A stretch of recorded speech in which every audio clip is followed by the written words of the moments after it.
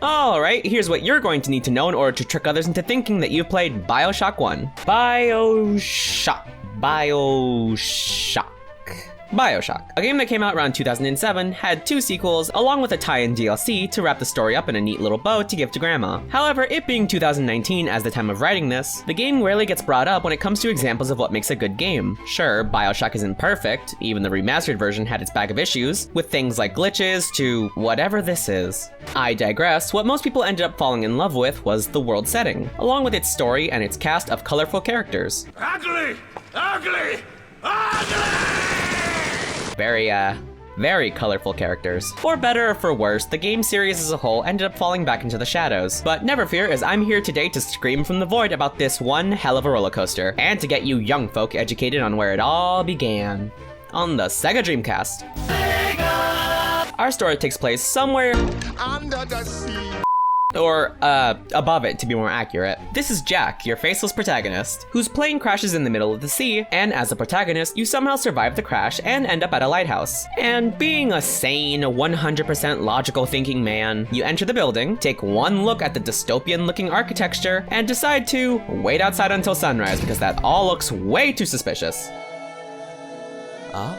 Unfortunately, we're not that smart, and with our 2 brain cells in hand, you go even deeper into the lighthouse. Enter a pod, flip the switch, and descend into the one and only Rapture.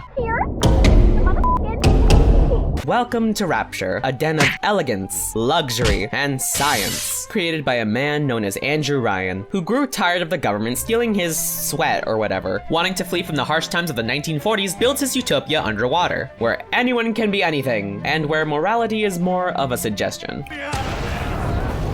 It's a very loose suggestion. It all started falling apart when slugs started giving people magical powers, along with mental degradation, and as if the tone wasn't harsh enough, turns out planting the slugs into little girls produces a whole lot more of the stuff. So of course, it falls apart, there's a few revolutions, people lose their minds, just in time for you to show up.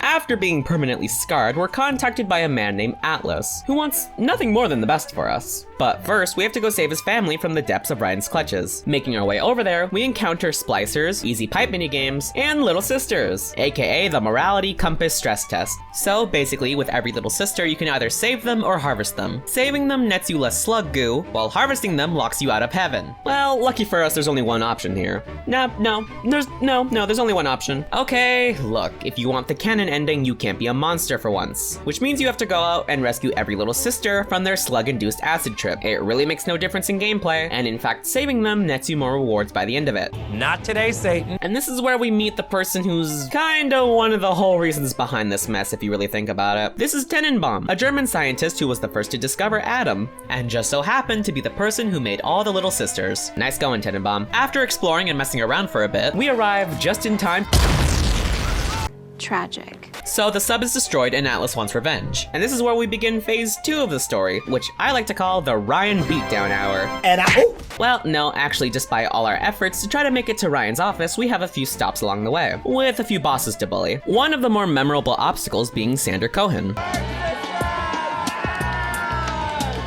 who we have to do a series of tasks for before we can reach Ryan. We help him out by disposing of his former pupils and help him build his latest art piece using the photos that we take for him. Once complete, he lets us go and we're on our way to Ryan. I don't know, I feel like you could have used more blue. It was just a suggestion. Once inside Hephaestus, the city's power plant, we crawl our way to Ryan's office to see him taking the whole situation very seriously. Now grab onto your pants because this is— Stop, would you kind? Ryan, please. Powerful phrase.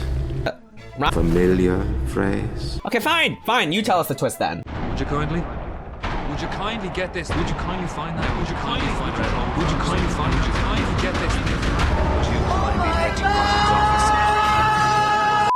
Oh, good lord, that was a lot. With Ryan gone, we grab his key and remove his control over Rapture. And as if that didn't hit hard enough, turns out our faithful guide was none other than— I'm an award-winning life coach who's been dead for 25 years. Katya. Atlas ends up being Frank Fontaine, Ryan's sworn enemy, who we just gave complete control of Rapture over to. We escape with the help of some local Girl Scouts and make it back to Tenenbaum. And while we're here, let's back up a bit and explain. Turns out we crashed that plane, we were sent here to kill Ryan. Also turns out that we have no family, no friends, and we're just a test tube baby. At least we can confidently say we've done more than most 2-year-olds. Tenenbaum is able to remove remove the would you kindly trigger phase, which means Fontaine no longer has control over us. You're ugly. Well, sorta. We gotta find a few potions to remove the rest of it. Ooh, tasty! But as we run around, Fontaine begins to beef himself up using Adam. After a few confrontations, we disguise ourselves as a Big Daddy to gain the help of the little sisters to help us carve a path to Fontaine. Now it's time for the final clash, where we get to perform some good old-fashioned bloodletting on Fontaine. It doesn't end up working in the end, but lucky for us, the little sisters are here just in time to save the day. With all that said and done, it's time to move on to the canon ending. Whoa, wrong ending, wrong ending, wrong ending! If you saved every little sister, you get what the story considers the canon ending. You save them, they grow up, you grow old, and you die happy with the family. The end.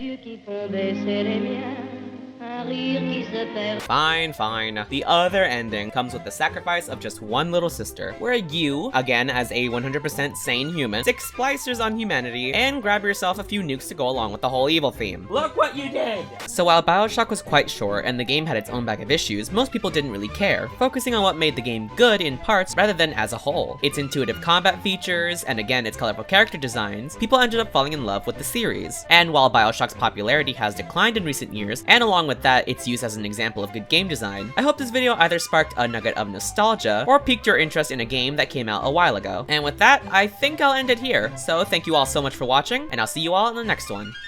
Bye bye!